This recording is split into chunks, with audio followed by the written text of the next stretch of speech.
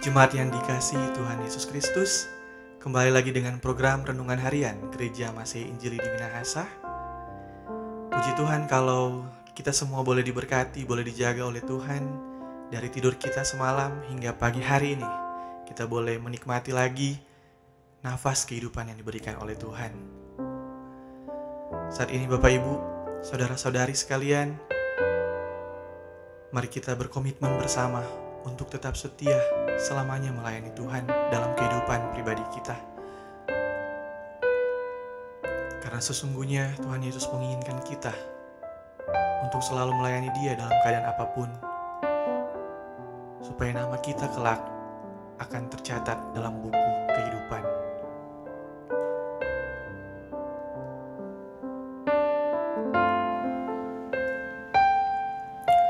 Seperti wanita mengurapimu, menangis di bawah kakimu. Demikian hidupku mau mengasihimu. Yesus, Engkau baik bagiku. Sampai akhir ku menutup mata, ku tetap setia menanti janjimu. Sampai ku dapatkan mahkota kehidupanku, ku tetap setia untuk melayanimu. Ya benar Tuhan, kami mau melayani Engkau seumur hidup kami. Dalam kondisi apapun, dalam keadaan apapun, kami mau melayani Engkau Tuhan. Tak peduli masalah yang kami hadapi, tak peduli apapun tawaran dunia ini untuk kami Tuhan. Tak akan sekalipun kami menjual Engkau, tak akan sekalipun kami tinggalkan Engkau. Biarlah hidup kami hanya ada untuk melayani-Mu selamanya. Sampai akhir ku menutup mata, ku tetap setia menanti janji-Mu. Sampai ku dapatkan mahkota kehidupanku, ku tetap setia untuk melayani-Mu.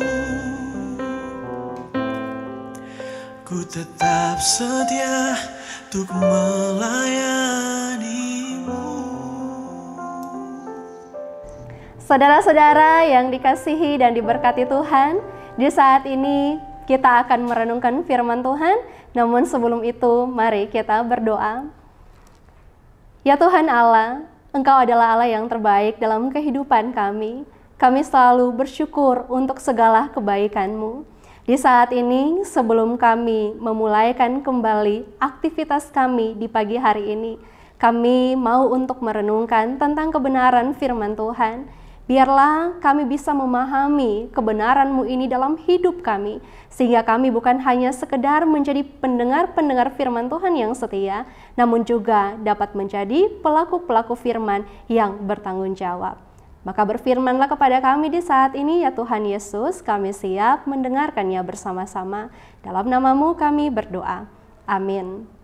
Saudara-saudara yang dikasihi Tuhan, saat ini marilah kita membaca bersama-sama firman Tuhan dalam kitab Kisah Para Rasul 1 ayat 15 sampai ayatnya yang ke-17. Firman Tuhan berkata seperti ini. Pada hari-hari itu, berdirilah Petrus di tengah-tengah saudara-saudara yang sedang berkumpul itu, kira-kira 120 orang banyaknya, lalu berkata, "Hai saudara-saudara, haruslah genap nas kitab suci yang disampaikan Roh Kudus dengan perantaraan Daud tentang Yudas, pemimpin orang-orang yang menangkap Yesus itu. Dahulu ia termasuk bilangan kami dan mengambil bagian di dalam pelayanan ini." Saudara-saudara yang dikasihi dan diberkati Tuhan, dalam kehidupan kita punya kesaksian hidup yang berbeda-beda, dengan jalan cerita pun yang berbeda-beda.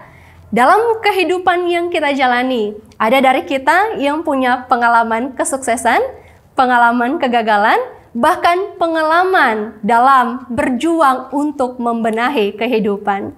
Namun dalam segala hal, tentu saja Tuhan inginkan agar hidup kita boleh menjadi berkat. Petrus merupakan salah satu murid Yesus yang terkenal. Dia terkenal menjadi seorang pemimpin gereja yang sangat luar biasa.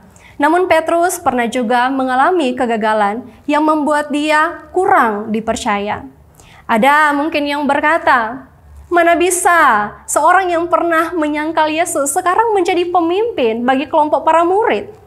Atau ada juga orang mungkin yang berkata, mana bisa kita mempercayakan Petrus padahal dia pernah menjadi seorang pengecut di masa lalunya?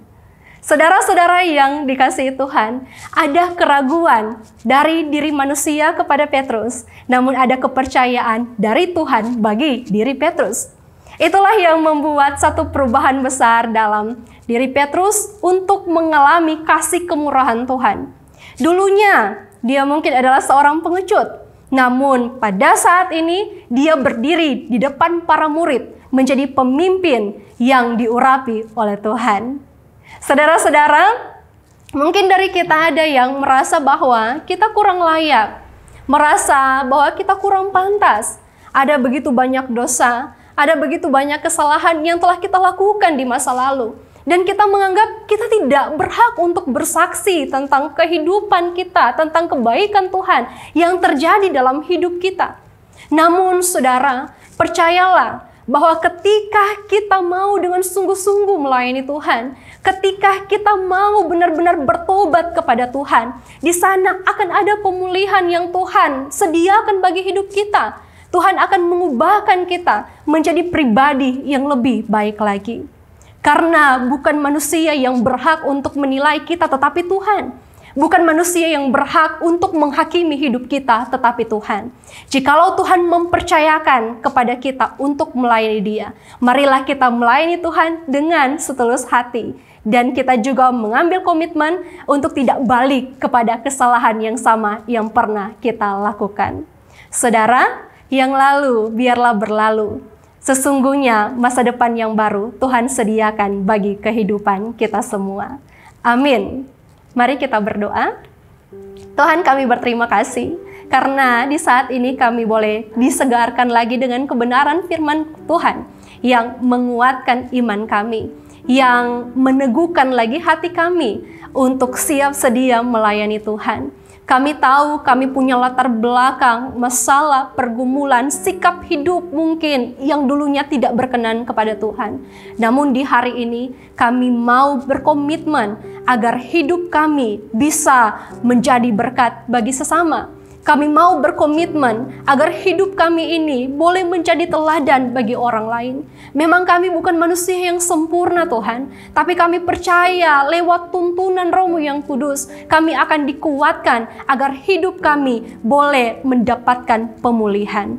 Kami ingin hidup benar, kami ingin hidup sesuai dengan kehendak Tuhan. Pakailah hidup kami Bapa, karena kami serahkan seluruhnya dalam tangan Tuhan yang penuh kuasa dan kasih. Dalam nama Tuhan Yesus Kristus, kami sambut hari ini dengan penuh sukacita. Amin.